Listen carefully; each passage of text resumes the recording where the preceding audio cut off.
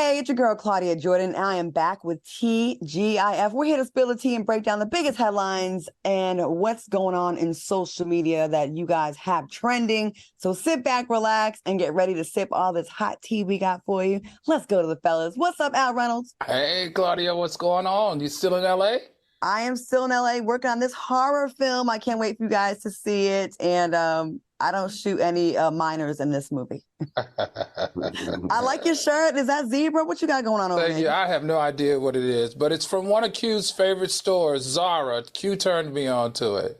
Okay. And what's up, Funky Dineva? Hello. What's going on, everybody? Al, I didn't even know Zara had your size. well, that is the shade. You ready? Q, Okay, that's not Friday really shade. It's not really his size. It's your size. Look at them arms. Al, listen, if Al gonna do one thing, it's gonna be to show some body up, okay? Right. Or wear a small shirt. Hey, flaunt it if you got it, brother. All right, man. Hey, what y'all got going on for the weekend? Y'all got any plans? Y'all feeling okay? What's up? I'm resting. You know, we all of us, especially Claudia, you travel. I think, well, Al travels a lot too. Me, I've been doing more traveling this last part of the year than I normally do, and so I'm glad that I kind of have nothing on the books through the rest of the year, and I'm embracing that. So I'm just laying around the house. My cleaning lady came and cleaned up this week. Everything's nice and spick and span. I'm just chilling around the house in basketball shorts all weekend. Okay, Al. Claudia, aren't I seeing you hopefully tonight? You know, your good friends are hosting a party for Michael Blackson. It's his birthday party tonight. I know that Michael himself mentioned you on his Instagram for shouting him out for his birthday. So I thought I would see you tonight. But Saturday night, I leave for Mexico. I'm going to Tulum. I'm going to unplug for a week at my favorite spot, Mayacoba, which is a Rosewood property. Oh, okay. Well, I'm just taking a break from the movie that I'm working on. So it might be an all-night shoot. But as soon as I get off, I'm going to come out there. I'll meet you out there. But do not force me to drink like you always do. I have to run away and escape every time I hang with Al. Right, Funky? Trust me. I was looking at some old footage from New Orleans on my Instagram the other day and how zooted I was messing around with Al. With your swollen legs. Exactly. Oh, I forgot all about that.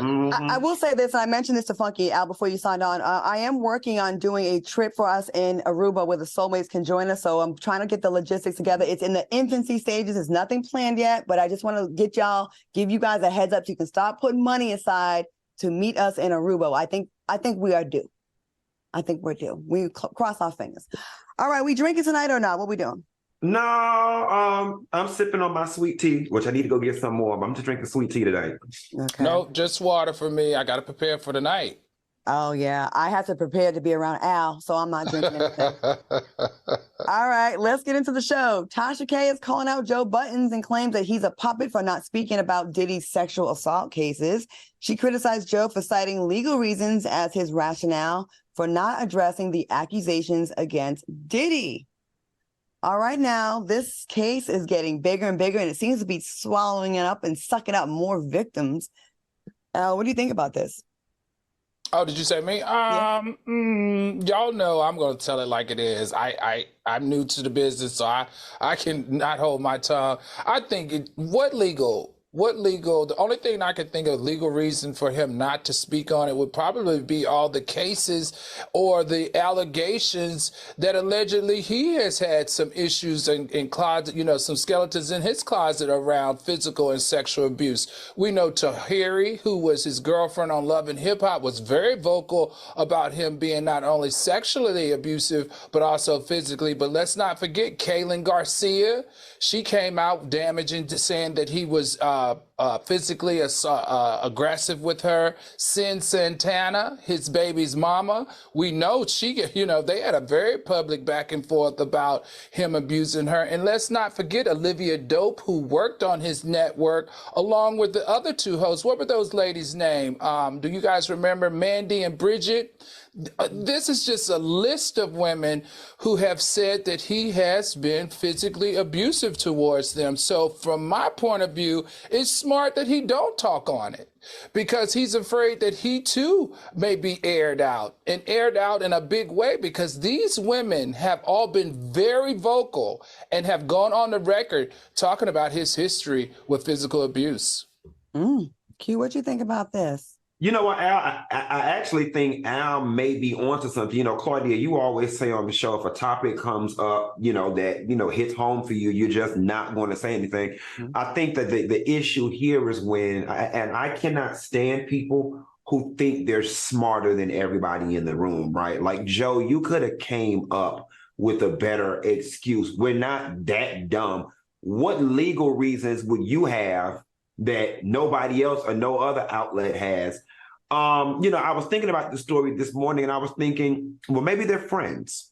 You know what I'm saying? And then my whole thing is, if you are friends, just say that. I've let it be known in the commentary space, there are certain people that no matter what, y'all are just not going to get me to talk about. I don't give a damn what they do. If somebody is truly my friend, my friendship supersedes your yearning for me to give some commentary on the situation. The only reason with this story why I'm not, all over the moon about Joe's lack of commentary is because what more is there to add?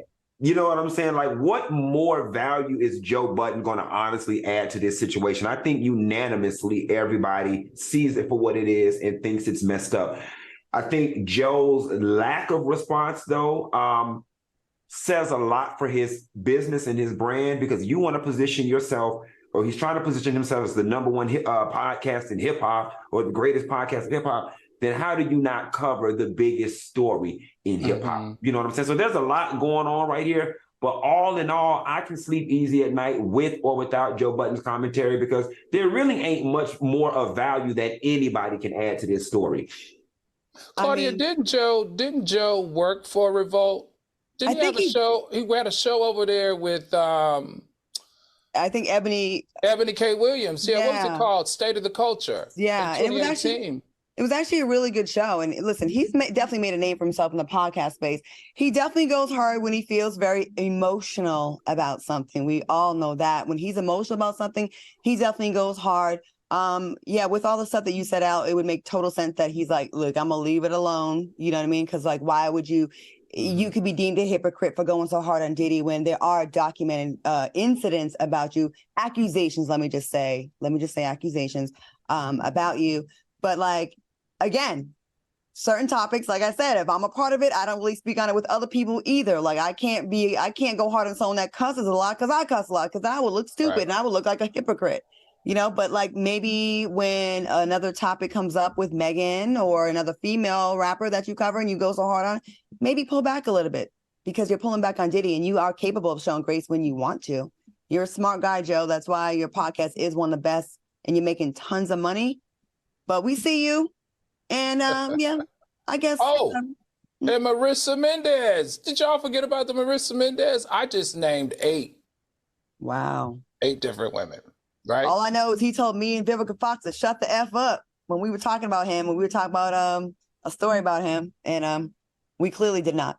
All right, my next story has been making its rounds on social media. A Black female high school student was attacked by a white male student who called her racial slurs, including the N-word. The Black female student was suspended and rushed to the hospital with a fractured nose. That's right, she was suspended. And the white student was charged with a felony, but not right away. It took a second, right? What are your thoughts on this crazy story? Q, let's go to you first on this one. So when the story first broke, I was laying in the bed and I saw the initial headline, N-word, fight, white, black girl suspended. So of course, I'm like, here we go, and then about 5 or 6 posts down, then I found out that he was charged with the felony, because I had saw, people started adding Tamika Mallory and all these different people. At the end of the day, I'm pretty sure the school board is going to give some reason as to why she had to be suspended as well. And it's probably going to involve the fact that they both were embroiled in some type of physical, whatever. And for what it's worth, I'm all right with that. If the rule is they both got into a fight, regardless of whose fault, they both engaged in physical contact, so both students have to be suspended, I'm all right with that, considering the fact that he got charged with the felony. And, whether or not he got charged right away or he got charged after we made social media backlash, we're splitting hairs at this point. He got essentially what we're always asking for in these situations, is for the people to get arrested and or charged. So I hate that this happened, but I'm glad that within the confines of the law, as of now, he's gotten what seems to be the appropriate punishment for what took place. She probably got suspended, and Al, I'm sure you can chime in on this, because he pushed her first, and supposedly it looked like she swung on him first, but he was and jumping. The protocol is probably you're supposed to go to the office or tell an adult or whatever, and I'm okay with that. Al, what do you think? Probably you're not supposed to fight at all, right? I think, Q, just to be more clear, they got it more than right. They charged him with aggravated battery with great bodily harm. And I'm glad they added it with great bodily harm, because she did end up with a broken nose or a fractured nose. And his court appearance is on December 6th. A couple of things here. I just want to shout out the young girl for holding her own, because I'm going to tell you, she squared up and she did not let back. She did not step away. She did not run. And she swung on him just as much as he swung on her. But I've said this on this show 100 times, guys. This new age dudes, these new age men, these new age boys, they got a different type of testosterone running through their blood, and they will fight girls. They will fight girls. I strongly believe that you should never put your hand on a woman or a girl, especially in a fighting situation. That's where I stand on that. But I think this right here lends itself to parents really need to have a conversation. Mothers need to have a conversation with their sons. Stop touching and hitting on women. Because if you start this early, you're going to have a whole life of beating up on women. 2, young girls, stop fighting with boys, because they are going to hit back. I'm just saying. And on top of that, the way this whole thing started was 2 white girls. The black girl thought she heard them call her, refer to black people as slaves. She confronted them. He wasn't even involved in that. Then he gets himself in the mix, and then he calls her the N-word, and then that's where it jumped off. So on top of putting hands on, there's also some racism going on in that home, clearly, because he thought that was okay. Right. All right. The students at the high school were protesting and described the assault as a hate crime. All right. In other news, a group of teenage girls in Memphis were caught on video robbing bags of Pampers at a local Walgreens store. Take a look.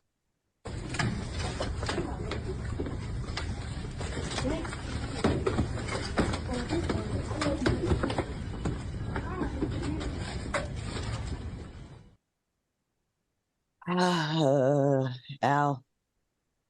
I don't know about you, Claudia, but this made me sad, and it made me upset. Okay, and let me explain. It made me sad and upset because the day that young girls or women in general, it's not men still in the diapers. These are young girls still in diapers.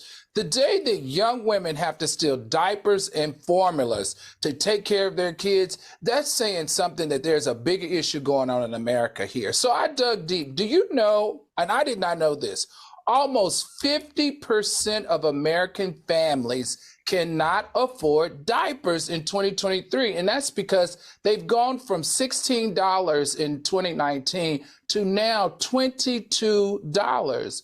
That's a lot of freaking money for diapers, something that you have to have for your kids. For me, I am never gonna support anybody stealing or a crime. But I say if you're stealing formula or if you're stealing diapers, maybe the charges could be different, because it seems to me that they are just trying to provide for their family. I wish there was a little bit of grace when it comes to crimes of survival, right? And then there's crimes of, let me go steal this Gucci belt. You know what I'm saying? I think there's a difference, but it doesn't get looked at like that, depending, especially if the assailant is black or brown. Q, what do you think about this story? To your point, Claudia, I 100% agree. But that is a very slippery slope when we start making allowances for certain types of stealing.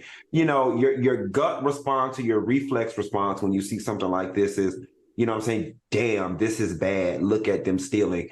And you're not going to get me to believe that every single last one of those girls got a baby. You're not going to get me to believe that. What you can get me to believe is that they probably more than likely live in a community, like Al said, that's disadvantaged, and there is a need for Pampers on the Black market, and they are, filling that gap, or getting them for an older cousin, getting them for an older sister, or getting them for somebody that said, look, if y'all could get some Pampers, bum, we could flip that and do X, Y, Z, whatever. But the reality of the situation is, all things constant, when you look at something like Pampers, that ain't nothing to steal unless somebody really needs that. You know what I'm saying? Like to your point, Claudia, yeah, if you selling black market Gucci belts on the side, you might holler at me. You know what I'm saying? 'Cause I got a little 200 for you. I can't do nothing with no Pampers. That's not a desirable thing to steal. Yeah. And so the person that's buying Pampers off the street, they need them. You know what I'm saying? And this speaks to a bigger societal ill. I saw a homeless lady one time in New York. She was definitely having a mental health issue, and she definitely had her period and no pad. And it was just a mess. And I remember being horrified, like, what a shame that basic necessities that just can keep you decent or sanitary, you don't have and you can't have. And if she went to steal something, she'd probably get hit with a misdemeanor, with a charge, Mm-hmm.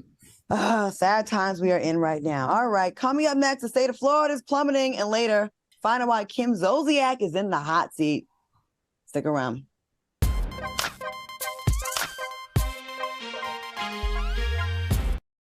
Freedom. It's at the core of who we are. The freedom to live without fear, to jog where we please, to wear a hoodie. The freedom to breathe.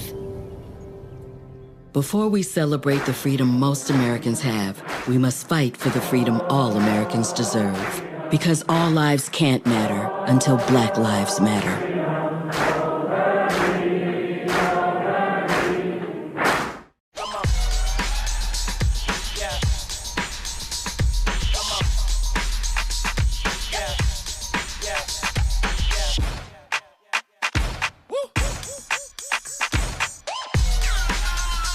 You're not going to get it all right. Just make sure you nail the big stuff, like making sure your kids are in the right seat for their age and size. Get it right at nhtsa.gov/the right seat. What do you think the most bougie state in the United States is? Is this black bougie or white bougie? There's a difference. McMillan and Morrow. I'm not black bougie. I'm trying to. You're just bougie. I'm just too poor. Every Thursday. Listen, if I had more money, I would be so bougie. You black bougie adjacent. All your friends are black bougie. Exactly. On Fox Soul. I'm in the same boat. I'm living vicariously through them. This one's for the real ballers and shot callers. The sisterhood of women in tech. They're discovering cures, building apps, and programming the blockchain. They're CEOs, worldwide hustlers who can make it rain. They're tearing down the old boys club and seeing big gains. Because when women in tech come together, you know they make that change.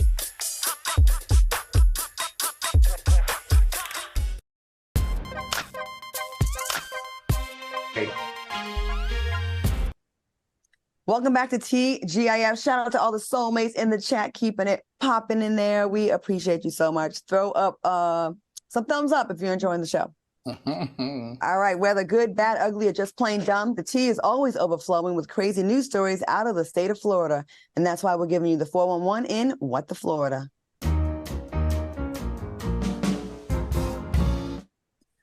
Oh, this story, I'm sure this was sent to you as it was sent to me in my inbox from several people, because it's like, so Florida.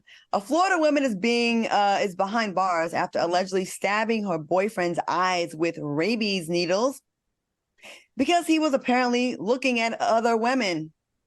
Do you blame him? Funky, what do you have to say about this story?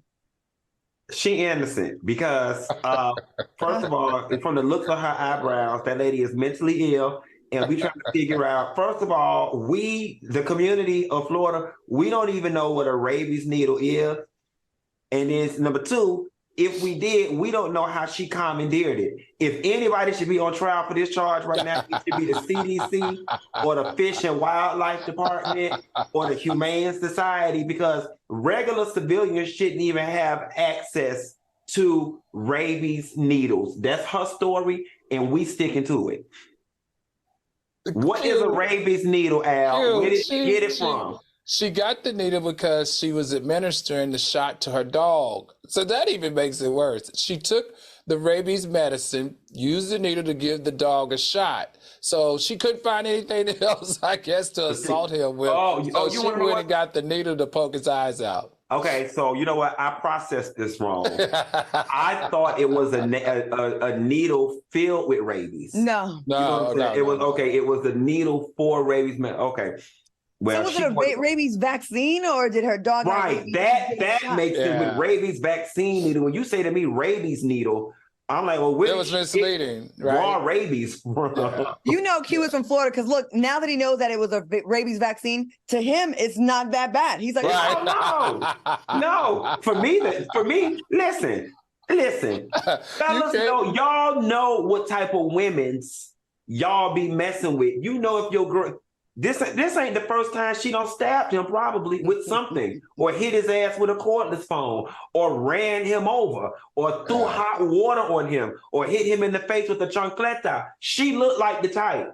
And plus, they've been together. You're right, Q. They've been together for 8 years. Oh, so Claudia, you know this is not their first time. No. And like Q always said, you can't piss a woman off and then tell her how mad to get. She got the first thing that she could get to poke his eyeballs out for being disrespectful, and that is basically what she did because he had to go to the hospital. Only my old heads will get this reference. But can you put the picture back up? Do y'all remember that show in the 80s, Fantasy Island?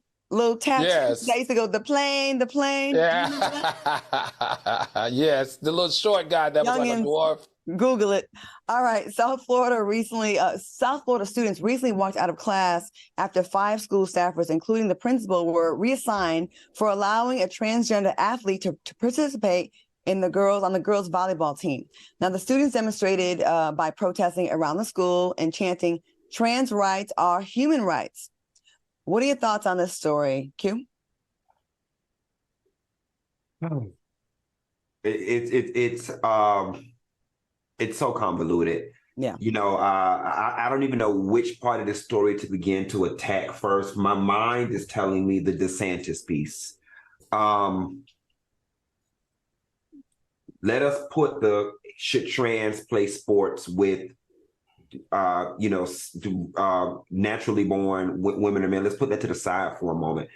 I think these children are what probably moved them to chorus is that their favorite administrators and all that staff got reassigned to another school, another position because of the movement. This is all the vestige of all this BS that Rob DeSantis has put into place into Florida, and it just fueled all this different stuff. Like I've said on this show before, you know, this trans and sports thing, we're still trying to figure it out. We haven't figured it out yet. It's still evolving. My heart is telling me that the answer we'll probably never get in our lifetime. I've always said in this life, especially in marginalized communities, there are just certain things sometimes we can't have. I'm going to say this about the Republican Party and Ron DeSantis and all his bullshit. You don't have policies that you can win on, right? Or that you can win with the public on. They're not good policies. So what they usually do is disrupt the social issues, right? I don't have an economic plan, but I can sure get people emotional with this. Now, if you really care about numbers and kids and all that kind of stuff, you would attack things that actually affect your students, like the gun laws, right? Or school shootings. I think the trans population is very small in schools, especially in high school, right? Very small. I think far more kids are affected by AR-15s and school shootings that you refuse to do anything about than this. But this is just another way to get people riled up and pissed off and be emotional and keep you in office. That's what I think. I don't know. That's just my opinion. I just think he's a piece of crap for doing this because he knows what he's doing with this. Ron is not stupid. He's just a jerk. Al, what do you think about this? Oh, Oh, I'm gonna get my ass handed to me for this one, but I'm about to disagree with you guys on this one. So in this particular case, the students are protesting because they are supporting the trans athletes. So if production can put that picture back up, let me take a minute to break this down. So they are supporting the fact that the administrator said that it's okay for the transgender female to play on the sports. Now, we all know that Governor Ron DeSantis has barred transgender female athletes from playing on female sports team. And sorry, guys, I support it. I really don't think that it should be based on how you identify, and definitely not in the high school space. I think there should be some type of separation. I think there should be some type of different league for transgenders, because those young boys that are now young girls competing against girls simply is not fair in my view. And I in this case, I have to agree with Ron DeSantis. There's not enough scientific evolution in that space. The young girls in that space are not all taking their hormones the way they're supposed to decrease the competition. So I think it leaves a lot of female athletes feeling some kind of way. And I can't argue with them on this. I agree with you on that. I 100%, but I just said the population is so small, and I think he makes this a big part of his platform to rile up the streets. But with that, to your point with all that, I do agree with that. I do agree with that. And I echo the same thing. If I honestly felt that the legislation and the tone was coming from a place of fairness in sports, I'd be behind it 100%. Right. But it's coming from a place of hate. And it's coming from a place of just stirring people up. And like I said, to Claudia's point, you're going to I have a lot of friends who are educators and principals. You're going to disrupt a whole school. When you move administrators and staff 5 in one fell swoop, you're going to disrupt the flow of a whole school over an issue that could have been handled with a conference. Right. You know what I'm saying? The issue could have been handled with the conference. And then to Claudia's point, before we get all stirred up and riled up, you know, people cherry pick these little examples and they blow them up. Trust and believe me, in the state of Florida, we do not have a problem with female athletes losing all their sports because the trans just coming in and taking over. That ain't what's going on here. But I do agree with what you're saying. You know, we haven't gotten to a place yet where we figured this out. But we have bigger problems in the Florida school system than this girl on the volleyball team. And one student, right? It's like it's a very small amount, right? It's like, is it one for this? It's one student. So you fired 5 staff members, reassigned a student. When you're understaffed, the entire state of Florida is understaffed when it comes to teachers. Make it make sense. And underpaid. All right, coming up next, Kim Zolciak scammed her followers, and later Leslie Jones offers advice to the fellas. Stay tuned. It's going to be great.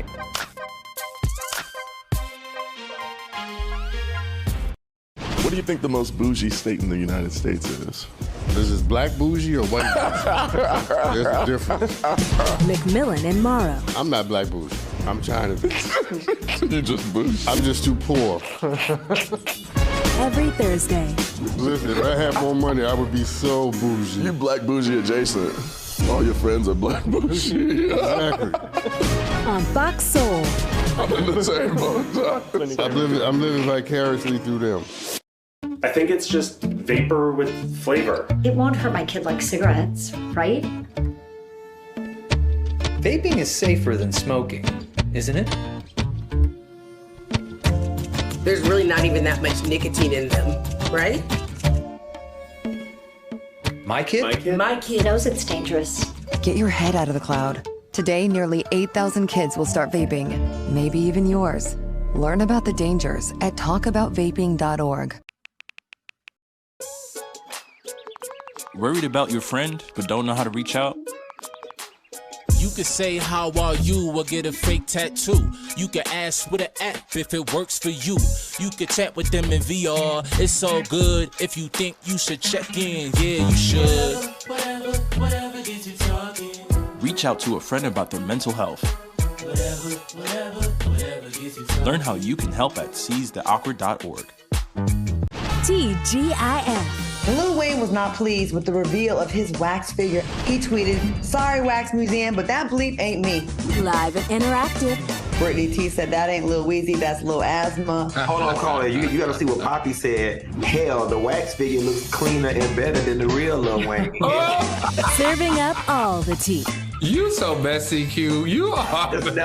Join the chat on Fox Soul. Y'all don't make the comments. I just read them, honey. Oh, God. Good thread. Welcome back to TGIF. Go ahead and hit that like button, soulmates. We appreciate you on this Friday night. All right, Kim Zolciak is back in the hot seat after tricking her followers into believing that her daughter, Brielle Berman, was pregnant. Kim posted a clickbait link on social media with the caption, "So excited to be a grandma." Fans quickly noticed it was clickbait and a quick way for the former reality star to make money after clicking the article. We talk about this all the time. It's so annoying. Thoughts on this story, Q? Let's go to you first. I think the ego and the desperation surrounding Kim Zolciak's financial situations is just sickening at this point. It's like, Kim, you are the only person in this moment that don't believe you're broke anymore. The jig is up.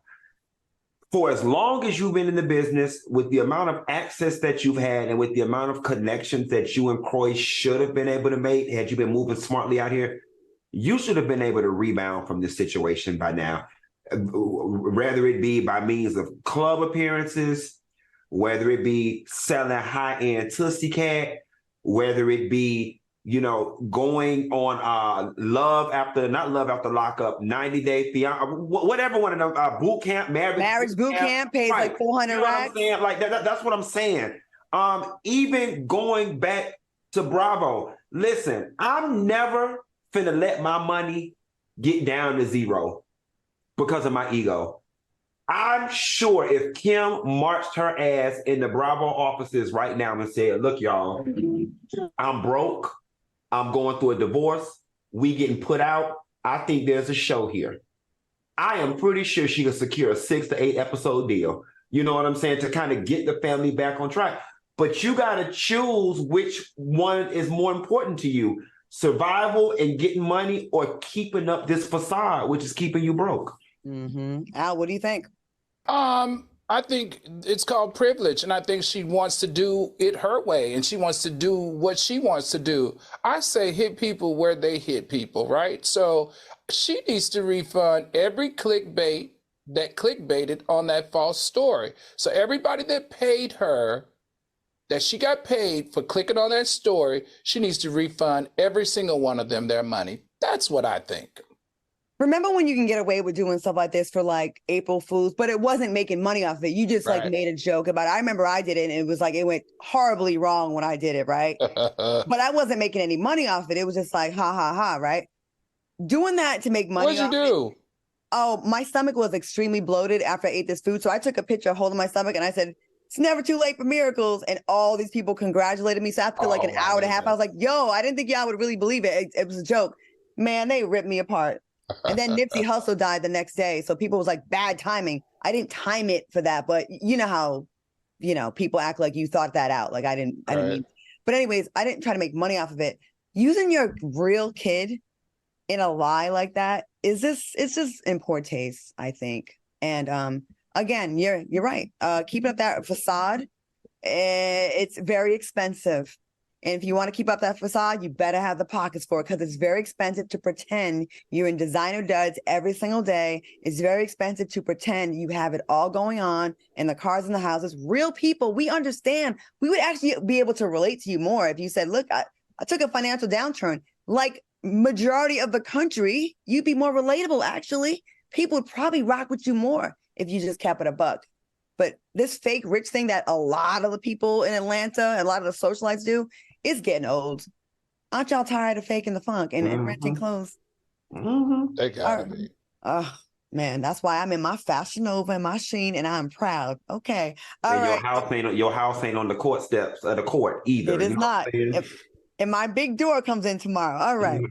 The former Yes, the former Aurora police officer who was acquitted of his role in Elijah McClain's murder has returned to work. Oh, this story makes me so mad, and will receive over $200,000 in back pay. Nathan Woodyard is back on the police force on restricted duty after being placed on unpaid administrative leave for 2 years since the tragic death of Elijah. Are you guys surprised? And what do you think about this, Al? You know what? This is what I got to say. The legal team got really clever and they got him off. Okay, he got acquitted. He got off. Fine. But I do like, let me tell you what I do like. I do like the fact that the city of Aurora said that he is on restricted duty. Now, when you look into what restricted duty is, he won't be in uniform, he won't have contact with the public, and he won't be able to have any enforcement powers. So that, I feel like I can digest it better than thinking he just got off. Now, the reason why he was acquitted was the coroner decided that it was the ketamine that was injected by the EMS that killed the young man and not this dude and his hold or the way he tackled the young man. So if you have to take the less of the two evils, if it was race-based, at least he's not able to do it again in this case because he was able to legally escape a bullet. You know what's crazy? I get that he didn't inject the ketamine, right? But to me, he's an accessory to this. If the three of us went on a ride somewhere and Funky Diney decides to shoot at somebody that he's mad at, and we're in the car with them, right? We didn't do anything. We're definitely accessories, and we're all probably going to get the same sentence. You know, I mean, I know it's apples to oranges, kind of, but it's like your actions with harassing this innocent person. Wasn't he just walking with a headphones on, or he wasn't coming from a store? Yeah, he wasn't committing a crime. He wasn't in the act of committing a crime, and he ends up losing his life. All of those actions of the police officers and the paramedic or whatever led to his death, right? Right. Q, what do you think? You know, this is one of those stories where you definitely have to separate emotion from logic and the facts, you know, and the facts are the system worked the way that the system is supposed to work, you know, all things constant, separating the emotion. If the man got acquitted and he went XYZ amount of months or years unpaid, you know, and you get acquitted, when you return back to your job, you know, you're supposed to get your unpaid leave. You know what I'm saying? Again, separating the emotion from the facts and the logic, the system worked the way it was supposed to work. It doesn't change the fact that this is unfortunate that Elijah died. It doesn't change the fact that in our minds, you're the one who led to his death, because he wouldn't have needed the damn injection of ketamine had you not been, you know, harassing him based on race. But again, this is one of those things where I have to separate emotion from logic and the fact. And unfortunately, though it doesn't benefit me and people who look like me, the system worked the way it was supposed to work. It does work a lot for white people. And usually there's breaks in the system, and I don't know, it just didn't work out this time. Pray, go to church, the karma will get them later. When it's a Black person, usually. I don't remember ever hearing a story like this when it came to somebody Black, and then getting $200,000 in back pay. Wow. All right, keep it locked, because coming up next, Leslie Jones offers sex advice to the brothers, and later find out which celebrity has a course at Harvard. Keep it locked.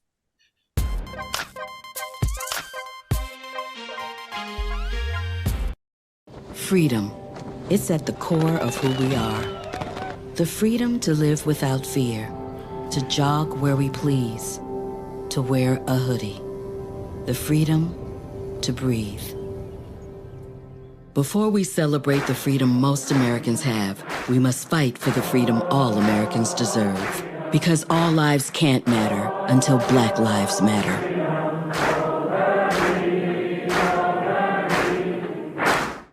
TGIF. Jason Derulo is speaking out against sexual harassment claims. I sit here before you deeply offended. Live and interactive. I agree with Miss Hollywood in the chat. She says he's reading a teleprompter. Listen, I know bad acting when I see it, because I've done it. I'm deeply offended. I'm gonna give you an Angela Bassett deeply offended, and I'm deeply offended. Oh, come on, Oscar. And I'm deeply offended. Guilty. On Fox Soul. This one's for the real ballers and shot callers, the sisterhood of women in tech.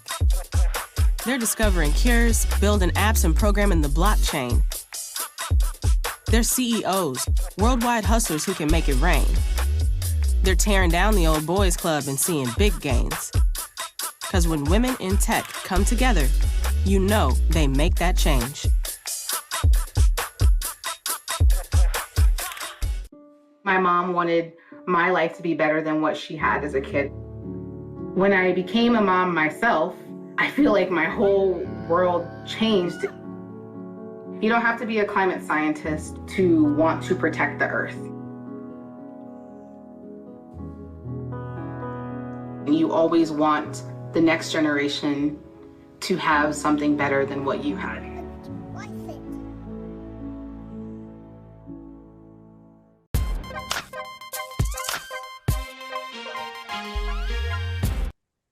Welcome back to TGIF Soulmates. If you're enjoying the show, put some thumbs up in the chat and we'll check them out. All right. Comedian Leslie Jones went off on the fellas about sex during a recent interview on The Breakfast Club. Leslie said, y'all don't know how to bleep a woman correctly. And when she tell you that now she ain't Jack, I should say, when she tells you that you can't do it, go learn how to bleep. And those were all F words. All right. Did y'all see the video, first of all? I did. Part of it could be it's a bit and part of it is, her reality. She said she didn't get no good D. I think she was in a Ritz hotel. She was in a nice hotel, she said. Al, what do you think about this? What she said? Why are you going to me first? Come on, Al. Oh, gosh. Maybe there was some, I think there's some truth to it. And I think she's right. I think men, and especially men of color, need to start taking their health more serious. She talked about the importance of that's your favorite thing. Your penis is your favorite, your best friend. So why not take care of it? You check up on everything else. You take your car in to be serviced. So you need to take your penis, if it's not working, in to be serviced. But, my main question was, and I know it's not just me. I didn't know that and I've been judged like this too. I didn't know that she was into men. Oh, yeah. Remember she had a sex tape come out a little while ago? Someone tried to put her stuff out there. I didn't know that. Yeah. I didn't know that. Seriously. Yeah. She was pretty hurt about it. And she was talking about it on Twitter, that someone kind of tried to put some pics out there of her. And yeah, it was on Twitter. It was kind of. Oh, wow. Well, I'm sorry for that. Yeah. Q, what do you think? Y'all know I'm not a fan of the gender wars thing. That seems to be the new hot button social media thing, especially within the Black community. Like we have just become so divided on gender. Can you take me to this restaurant? You can't hunch. Who paid the bills? Who got the most trauma? We got all these. That aside, that may be her experience. You know what I'm saying? But again, because men are considered sassy or zesty, if they talk in this department, the same could be said in the other direction. Being candid here, back when I was messing with girls,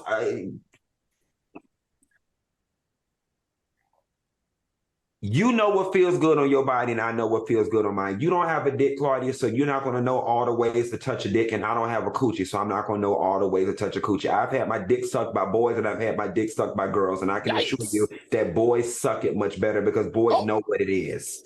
Okay, you know what I'm saying? So the same could be said in both directions when it comes to knowing each other's bodies or whatever the case may be. But I do think that probably is Leslie's experience, and there are a lot of men whose ego are tied to their dick. So if you tell them anything, they get an attitude. So that's her experience, and I'm not going to take it from her. I'll try to not make this a gender war thing as well. I will say this. We are obsessed with gender in all of this. And any history buffs out there will tell you this. Before the demise of any major civilizations in history, there was always an obsession with gender. Look it up. The Roman Empire, right before it all falls down, all the times in history, before the demise of a society or civilization, there is an obsession with gender. So I'm not going to make this a man versus woman thing. Something's going on here, right? As far as what she's saying about men not taking care of their penises, I mean, there's women that don't take care of their vaginas as well. There's people who just don't take care of themselves, period. Women, hygiene, eating right, eating too much sugar is going to give you bacterial vaginosis. It's going to smell like fish and wet carpet. Men, keep eating that Popeyes and fast foods and all that kind of stuff. You're clogging up your arteries and you're messing up your blood circulation, and you're not going to have a hard penis. I'm giving advice to both y'all. It's a lot on, but there's advice that both sides can take on this. Leslie, you made it really funny because I do think, we don't really hear that as much, and it was funny. But I think we all need to get it together. All right, Young Thug's lawyer is working overtime in his trial regarding the violation of Georgia's anti-racketeering and gang laws. Attorney Brian Steele told the judge that Young Thug's hit song, Pushing P, actually stands for pushing positivity. This reference was made after prosecutors criticized the rapper for promoting gang violence and drugs in his music. They were getting quite creative in that courtroom, but I guess that's why they get the big dollars. What are your thoughts, Q? I see you smiling. Let me go to you first. Well, first of all, I want to hunch the lawyer because the lawyer looked real cute. Production, can y'all put his picture up real quick? That's one nice looking white man. He is nice looking. Oh my God. Now, I'm scared he might be broke because this defense is giving public defender tease. All right. Y'all know my biggest pet peeve is people playing in my face, playing on my intelligence.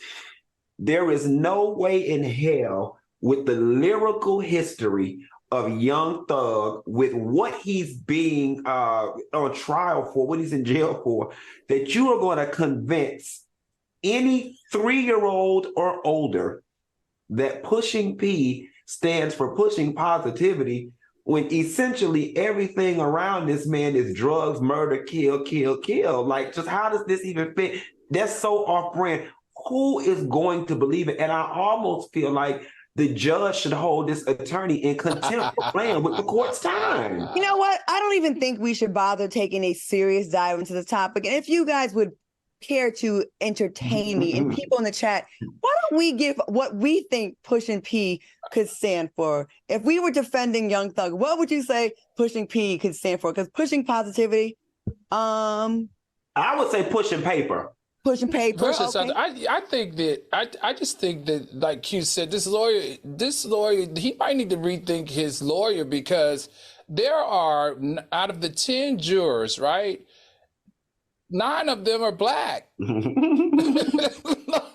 It's like he didn't even have an argument, or the 12 jurors, 9 of them are black. So most of the black community know what pushing P meant, right? Give me one, Al. What could it be? Pushing P, pushing prayer?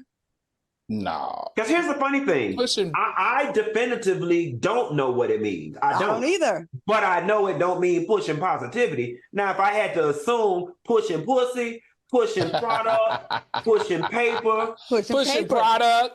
You know what I'm saying? If I had to assume, it would be one of those. But what I do know is that it ain't no damn pushing positivity. Paper would have been the one, because it's like you could say paper could be legally or whatever, and it's he could have got away with that. It's vague, right? Did you guys know they almost had a mistrial though? Did y'all hear about that yesterday? Yeah. They almost had a mistrial because they showed the face of the jury on that. I thought that was interesting. He needs to lean heavily on that so that he can get a whole new jury selection. This is the longest trial ever. I feel like we've been talking about this for a whole year. All right, coming up, find out which pop star has a new course at Harvard. Stay tuned. And soulmates, put in the chat what you think Pushing P could stand for. Give me some.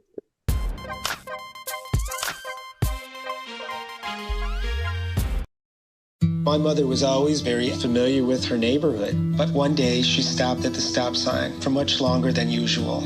And she didn't know whether she should go forward or turn, and she wasn't even really sure where she was at. It was very unsettling for her. I felt so much better after my son told me, "Mom, I don't want you to worry or be afraid. I'll be there for you, and we'll figure it out." What do you think the most bougie state in the United States is? Is this black bougie or white bougie? There's a difference. McMillan and Morrow. I'm not black bougie. I'm trying to. You just bougie. I'm just too poor. Every Thursday. Listen, if I had more money, I would be so bougie. You black bougie adjacent. All your friends are black bougie. Exactly. On Fox Soul. I'm in the same boat. I'm living vicariously through them. This one's for the real ballers and shot callers, the sisterhood of women in tech. They're discovering cures, building apps, and programming the blockchain. They're CEOs, worldwide hustlers who can make it rain. They're tearing down the old boys club and seeing big gains. Because when women in tech come together, you know they make that change.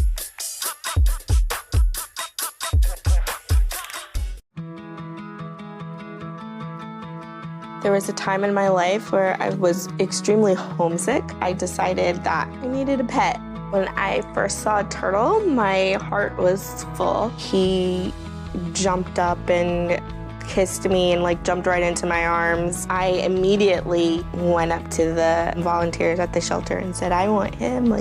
He's gotta come home with me. Now I'm anything but lonely. Every day with turtle is a perfect.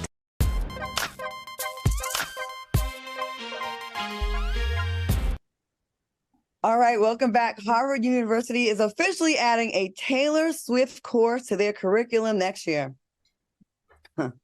This will be called Taylor Swift in Her World, and it is slated to move through her catalog, including hits, deep cuts, outtakes, re-recordings, and considering songwriting as its own art distinct from poems recited or silently read. I don't even know what the hell I just said just now. I know it sounded crazy, and I am confused. Are y'all here for this course? Al, would you teach the Taylor Swift course? For $1 at Harvard? Heck yeah. You know what, guys? I thought how weird and interesting this is. They wait till an artist like Taylor Swift to incorporate into the Harvard curriculum. But you know what? Then I had to rethink this. This is awesome. This is awesome because if you do Taylor Swift, then you got to do Beyonce. You got to. Didn't they already have that though? Beyonce. I thought they had some Beyonce courses in some schools. At Harvard? No, not at Harvard, but no, I'm talking about at Harvard because they usually stand as the standard. Mm-hmm. So if you teach about Taylor Swift, you got to teach about Beyonce, and then if you teach about those two women, you have to teach about a man, and you can't escape a black man in music. So you got to be teaching about a black man soon. So I'm liking it. How does that help you moving forward in your career, Funky? What do you think about this? So when you were reading the synopsis of the story, I was rolling my eyes internally, and then I thought about it. I'm all right with this depending on the angle they approach it from and depending on what school it's under. Like if they're going to attack her song, if they're going to approach her songwriting and stuff, and it's going to be in the school of English or whatever, I mean, that could be a perspective. If they're going to look at, the traction that she's gained throughout her career, that's going to be under the school of marketing or the school of business. I mean, it really just depends on the approach. It could work. It'd be interesting, right? I'm not Taylor's target demo. I don't think I can name a Taylor song, but when I do have my Taylor Swift conversations over drinks with friends, everyone unanimously says she's like one of the baddest songwriters there is, especially in her age demo or whatever. So I'm not going to take that from her. So I definitely think there's something in the creative writing space, in the school of music space, where a course can be made out of her career.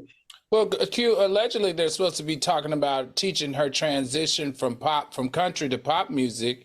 And they're trying to tie in like how it relates to the broader political shifts in the country. But the thing that I liked is that they also plan on examining fan culture and cancel culture and celebrity culture. And that makes sense, but not just Taylor Swift. Yeah, so I think the tie-in could be very interesting. I think the political part, the cultural shift part, y'all a little reachy with that for me, a little reachy. But I haven't sat through the course to make a final answer, but it just feels a little reachy. Can Howard University teach a TGIF? Can they have a TGIF curriculum? Could we be down the line somewhere somehow? No? Call the president. You got his number? Yeah. Let's do it. Okay. Tupac and Biggie's fingerprints are up for auction. An autograph broker based in California recently added the fingerprint cards from Tupac's 1995 arrest for sexual assault and from Biggie's 1995 arrest in Pennsylvania for robbery and aggravated assault. What are your thoughts, Q? Hold on. Which production? Put that picture back up. You already know which ones are which. Stop. Which card? Which card y'all think belong to Tupac? You're wrong for that. You are wrong. Biggie, I can smell Biggie. I can see Biggie's cholesterol on the fingerprint card. Okay, good God Almighty, them some big ass thumbs. Oh, Lord have mercy, Jesus. I think it's cool though. You know, I'm not one of those people who would ever go to a Sotheby's auction, and hopefully when they auction this off, they have our friend Al, who just got his auctioneer's license. That's right. They'll let our friend Al do it, and I'll get a referral fee because I put this out there. But I'm not one of those people who, you know, buy people's jerseys or they used panties or the shoe that they wore on a set or whatever. But there's somebody out there that's going to, well, first of all, let me back up. Who would physically be in possession of these things normally? Why aren't those in a file cabinet somewhere at a police station, or after a certain amount of years they throw them away? Yeah, my question would be, is it public property? Is it public property? It's got to be something interesting because, you know, they're charging $225,000 per fingerprint. I mean, per fingerprint card. So who's getting the money? Oh, the person who's selling it, I guess. Whatever corrupt cop stole it out of evidence and then on the low slid it to the people over there in the auction. Right. If I was a cop, I'd be so paid. All that drugs I'd confiscate. And but I think, long story short, I mean, cool. If somebody, listen, fair exchange is no robbery. If somebody want it and they're willing to pay for it, and if it's of value to them, so be it. I'm not going to lie, Claudia. If I came to your house and you were like, oh my God, y'all, I got to show y'all something, and you whip out this binder and it's like the card of his fingerprint card, I'd be like, girl, where's the vodka? You know what I'm saying? Like, I wouldn't be, ooh. You don't ever have to worry about that at my house. Okay. Hey, we've covered so many crazy stories this week, so we like to end our show by handing out an award to a person who exemplifies pure delusion. This is our Teabag of the Week.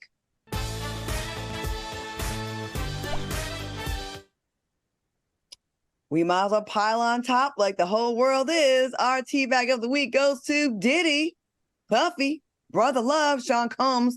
Fellas, what do you have to say about our honorary Teabag of the Week with all the news, all the stories that just keep trickling out all week? Al? I really don't know what to say, but you know what I did like? That attorney Simone on all over Instagram and in social media, how she broke down, not only was it smart for him to settle because it was a lawsuit against him, but because of his companies.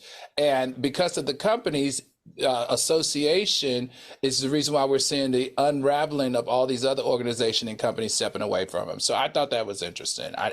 I don't know what else to say about him being a teabag, though. I mean, it's just... Did he deserve Teabag of the Week this week? Oh, I mean, he probably deserves Teabag of the Year, which production we actually need to put some Teabag of the Year for our end of the year show together. Make a note, please. He probably deserves Teabag of the Year. I never thought that we'd see this coming. Like I said at the top of the show, with the Joe Budden commentary, there really isn't much more to add to this story. You know what I'm saying? So that's that on that.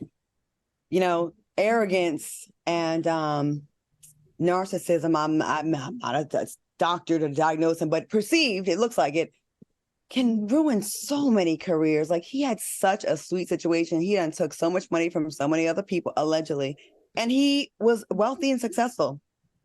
And it's the ego at the end of the day and your fetishes and your need for controlling people in power that took you out, allegedly.